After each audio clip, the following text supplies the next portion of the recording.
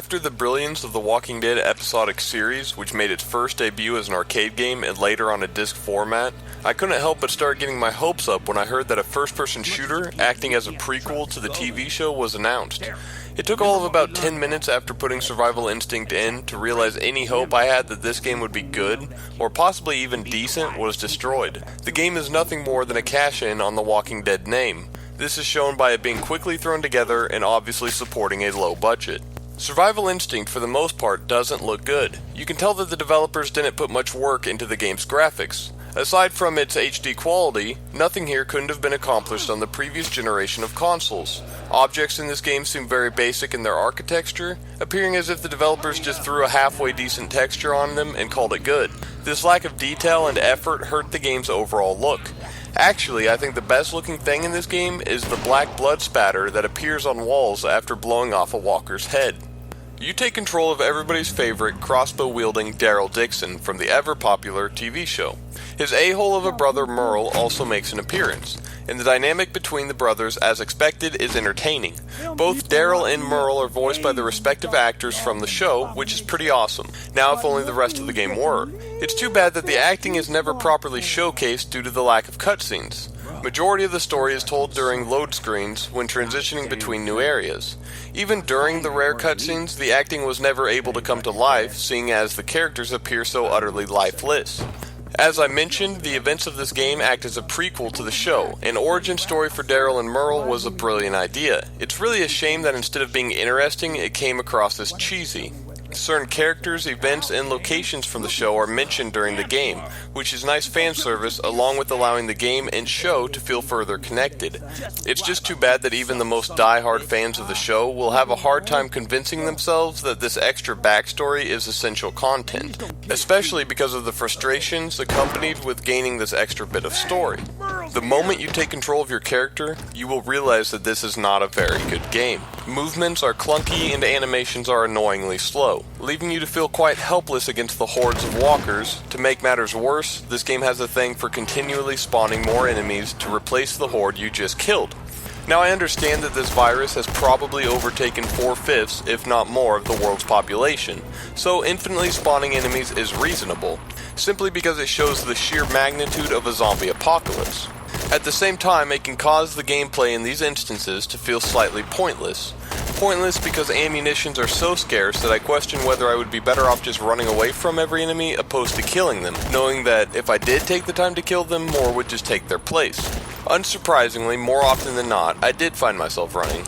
A game that involves running from combat more than engaging in it loses vast amount of fun. I mean, come on, it's fun to kill zombies, not to feel pressured into running from them to conserve what little ammo you have. I just think that the game lacks a certain balance to it. A balance between fleeing and fighting when relating it to scavenging. If you think about it, the amount of supplies you possess greatly affects your decision to flee or fight.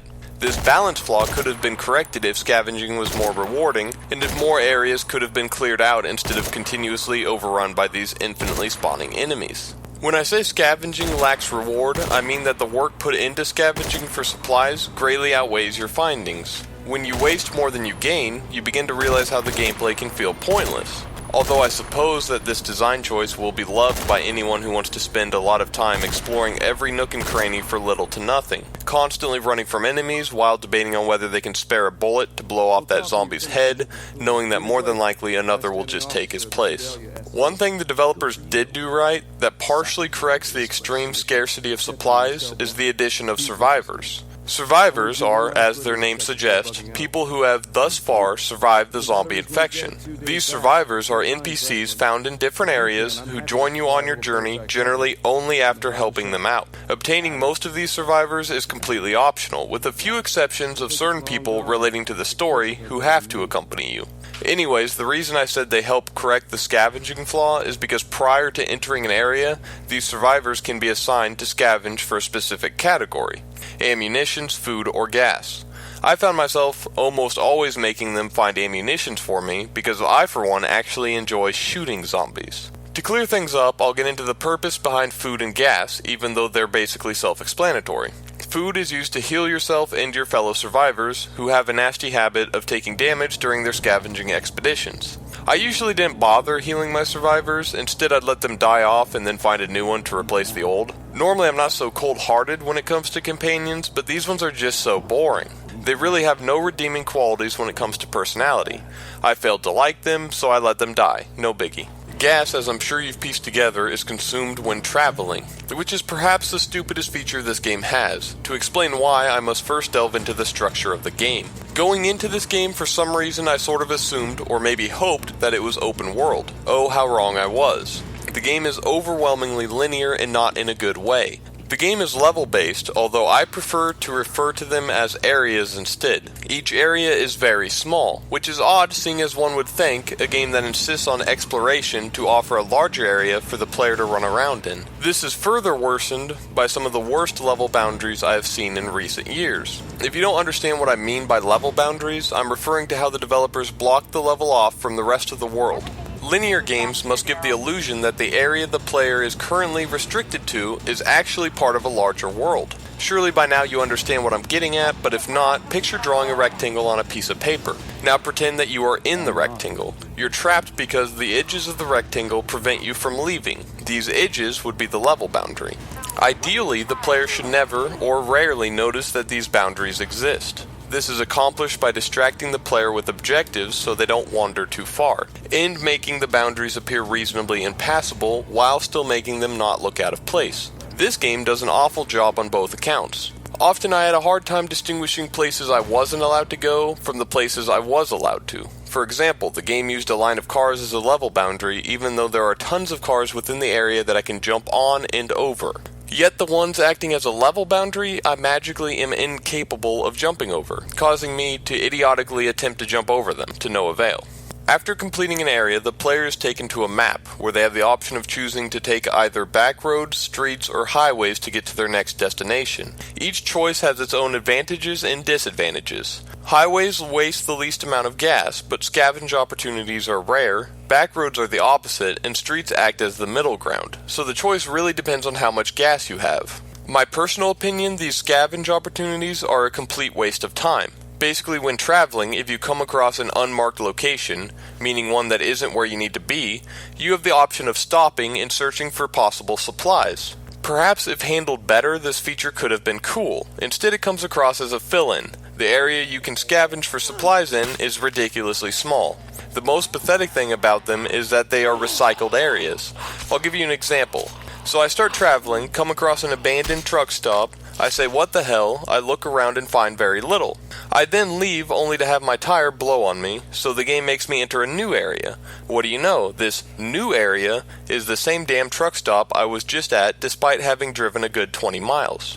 Of course, the layout of the items has switched ever so slightly, but come on. In reality, there are maybe 5 different scavenge locations that are just reused throughout the entirety of the game. What is the point of even including this feature if you are not going to take the time to make completely original locations? It's sad, lazy, and just further proves that this game is nothing more than a cash-in. Alright, so earlier I said that gas was the stupidest thing included in this game. The reason I said that is because having to constantly try and find more gas in order to be able to make it to the next area is annoying. I don't want to do it and I don't like doing it, but I will do it in order to minimize the amount of times I wind up at an unmarked location.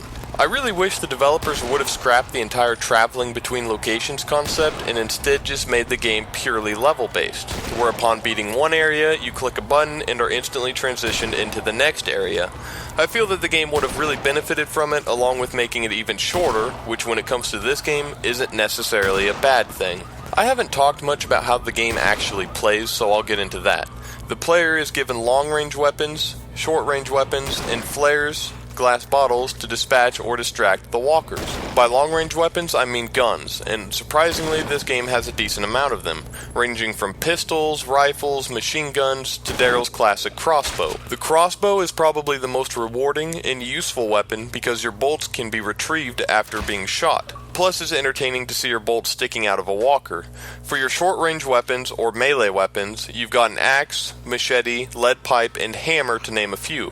I never found myself using the flares or glass bottles much, but their only purpose is to distract a group of walkers who haven't already spotted you. All of these weapons and items are found scattered about the different areas you explore. At any given time, you are able to carry 10 items. Upon finishing a level, excess items can be stored in your vehicle to make room for more. This is perhaps one of the few things this game got right. Too many first-person shooters these days limit how many weapons can be carried to an obscenely small amount, typically 2. At least with this game, I can pretty much always have 5 weapons to switch between. As I mentioned briefly before, the game doesn't play well. To be blunt, it plays like a bad first-person shooter. The shooting mechanics fail to be as crisp or responsive as the higher-budget shooting games.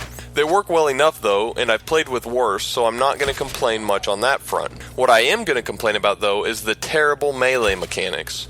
Now, melee combat from a first-person perspective has been proven to work. Take for example either Condemned game or Skyrim. In this game though, it is handled terribly. It's almost as if the developers didn't want you to use melee weapons. One would think that if you've got an axe or even a hammer, it wouldn't be too hard to quickly bash in a zombie's skull.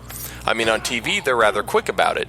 But no, with this game every swing takes way too much time to perform, but even longer to initiate any subsequent swing. Which one would think a second swing wouldn't be necessary, but for some reason, Daryl isn't very good about killing a zombie with his first swing. The meleeing works well enough when only facing one walker at a time, but try and face a group and you might as well be slitting your own throat.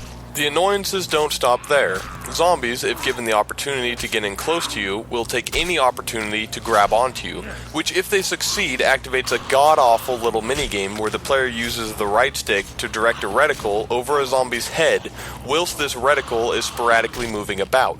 Once the player lines up the reticle, a simple tap of the trigger and Daryl will shove a knife through its head. The different knife animations are cool in the beginning, particularly the one where he shoves it up the jaw, allowing the blade to be seen through the walker's open mouth. These animations quickly become tiresome though, simply because of how often this grabbing happens. After one zombie grabs onto you and you kill him, another zombie will instantly take his place. Before you know it, you're performing the grapple minigame on 10 zombies before finally breaking free, assuming they don't kill you first.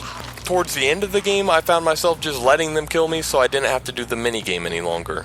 Another noticeable issue is the absolutely terrible AI behind the walkers. Now I know they are zombies, so it's possible to argue that them being dumb is actually realistic, which is fine, except that these zombies are also constantly getting stuck on bits in the environment. Strangely, they seem best at getting stuck on each other when each zombie is attempting to go in a different direction. One more slight issue, possibly more of a complaint, happens when trying to throw a grenade. When, say, standing on a car and wanting to throw the grenade in the middle of 20 or so zombies surrounding you. The grenade will always bounce off their head and continue past them instead of falling between them like it should, which results in you wasting a grenade and getting no kills. Possibly the most unique thing about this game that I don't believe has ever been done is having the main character's sweat appear on the screen after sprinting for too long. I found this rather amusing, mainly because it took me so long to figure out what it was. Originally, I thought it was supposed to be some sort of rain effect on my screen, except that it never rained. The one thing that saves this game from being absolutely terrible happens during any extra playthroughs of the campaign. After beating it once, the player unlocks bonuses, which can be activated and make the game much more enjoyable. The better of these bonuses allow for the player to have the crossbow and assault rifle as starting weapons from the game's beginning, and the absolute best bonus grants the player with infinite ammo. These bonuses turn the game into more of a shooter and take away from some of its flaws, which is good. It's too bad that most people will never bother playing the game past its first playthrough. Before playing this game, I believed that Aliens Colonial Marines would go down as 2013's most disappointing game. I now think that Survival Instinct is a definite contender for that title. Going into this game, I had heard rumors that it was a bad game.